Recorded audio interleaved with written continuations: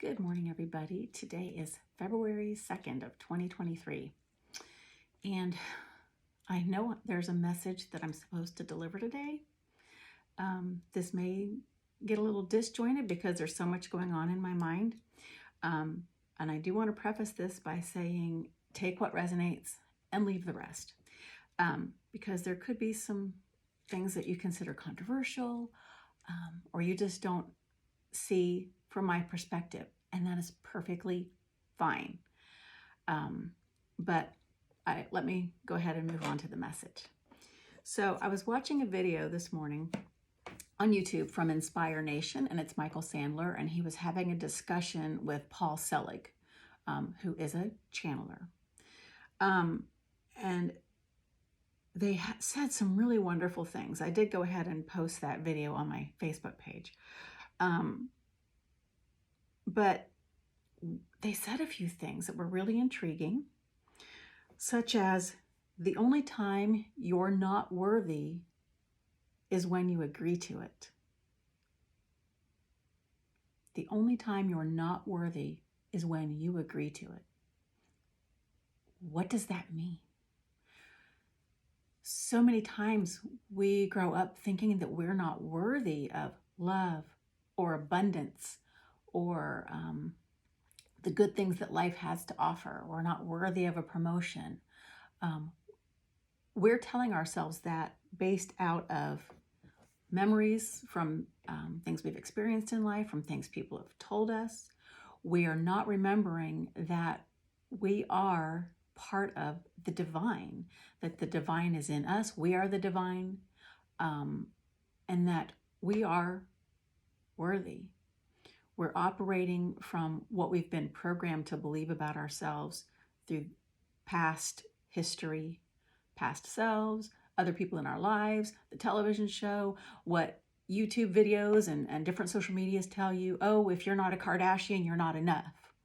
Well, so again, that's a really important message, that the only time you're not worthy is when you agree to it. The reality is, you are worthy of everything that you will allow into your life.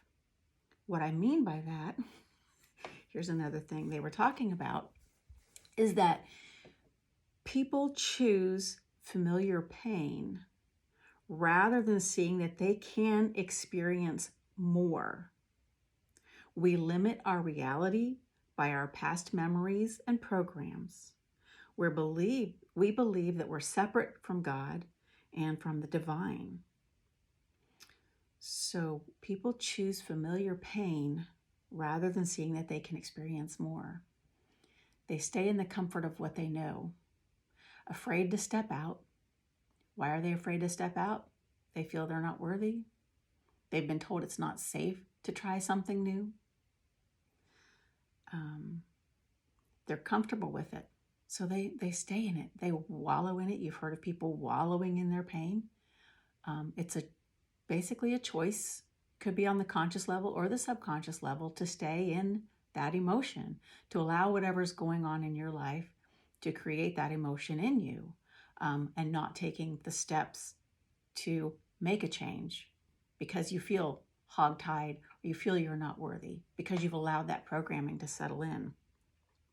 So I thought that was really interesting. The reality is, you can change the energy around your life. And what I mean by that is, if you're in a situation that is not your ideal of life, if you are, for instance, in a home that is falling apart around you, if you've had things happen in your life that created feelings of anger, sadness, distress, how can you rework the story that you're telling yourself about that situation to make it feel better? It may not change the fact that you're in a place right now that you don't love, but it can change your own energy around it so that you feel better while you're there. And the reality is, spiritually, when you feel better, you're able to take maybe step out a little bit more and try new things. When you're feeling better, you're feeling more confident. When you're feeling better, you might reach out to people more for assistance or mentorship or training or learning that things that will help you move out of the situation that you don't really feel good in right now. It's about reframing experiences that you have. Some people will have something happen to them and say, well, this bad thing happened to me, therefore God does not exist. Well, how do you reframe that and say, you know what? I see the lesson in that. I see the learning in that. And I know that God is everywhere and everything. Therefore, God was there. Things happen. There is duality in this universe because we are here to learn specific lessons in this life. There is karma lessons we're supposed to learn. So where was God in the occurrences that happened in your life? Where is God in your life? Where can you find the lesson? And I'll share a personal story about this. Between the ages of 8 and 13, I was really struggling with a person in my life with abuse. So at that time, of course, I'm a child. I was going to church. I was doing all the things I was supposed to do to try to be a better person. And actually, church was my escape. But I know at that time, I was wondering, where is God? Why isn't God protecting me? Obviously, God wasn't there. Well, the other way around that could be, well, God was there because I survived. God was there because I was able to maintain my sanity. It took, 45 years. I'm 58, almost 58 now. It took me till I was about 50 to finally understand the lessons that I needed to learn about what happened during those years. And for me, that lesson was reframing it to a lesson of learning about forgiveness. If those things hadn't happened when I was younger, I don't know that I would fully understand the concepts of compassion and forgiveness. So I could continue to allow that person and those events and those memories of those events and the emotions that were along with those memories to trigger my body to constrict, to trigger anger, sadness, feelings of abandonment. I could allow that to continue on in my life. However, if I do that, then I'm allowing those events and that person to control me. And here's the thing, I don't want to do that. I want to be in control of my own life, right? You want to be in control of your own life, don't you? So I had to do a lot of work, inner work, shadow work, reading, reaching out to people. I couldn't just sit back and go, oh, poor me. I felt like I needed to resolve this. I couldn't live in that energy anymore. And luckily, what I was able to find was that I was able to learn to see people who hurt people as hurt people, because hurt people hurt people. Happy people don't hurt people. I know you've heard me say that before. So able to see that person was operating from their issues in their life. Could be a past life issue. It could be something that happened in their youth. Whatever it was, I don't even need to know what it was. I just have to understand that a person doesn't hurt someone unless they are hurt also. Now, so I recognize that. I don't say that what they did was okay. Doing something that harms somebody else isn't okay. But what you can say is, I acknowledge that they did this. It wasn't right, but I send them off with love and compassion, and now I release the energies and the emotions that were attached to those memories. So I'm reframing it. I'm learning about forgiveness as an act of taking my power back with love and giving that person back their energies and not accepting it in my life anymore. So I reframed it.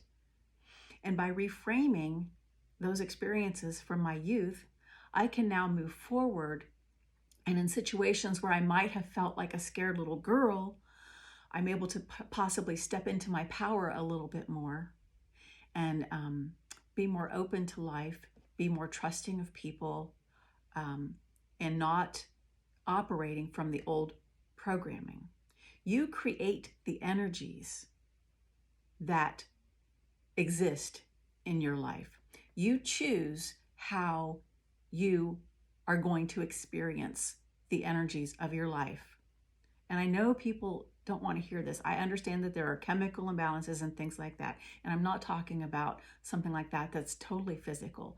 I'm talking about subconsciously or even consciously, people not making the choices that are necessary to feel better.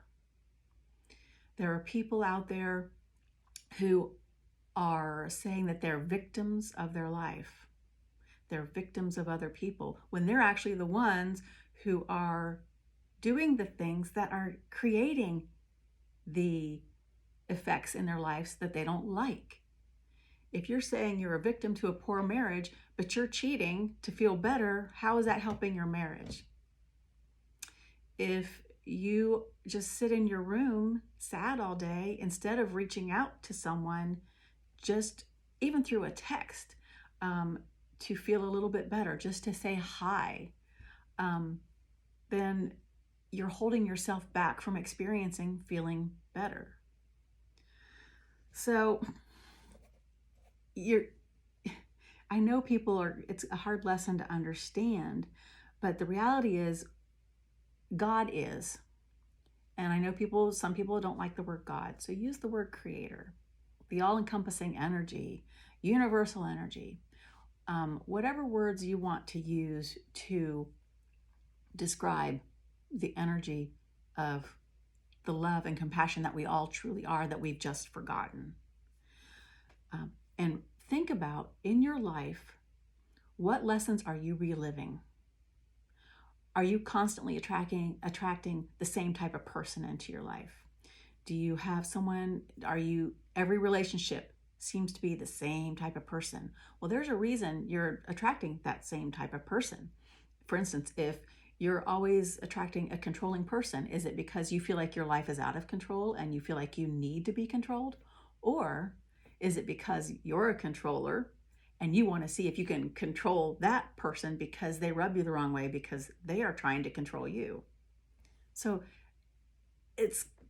you really have to take time and go inward and figure out why you're operating the way you're operating in this life. You have to consciously live your life.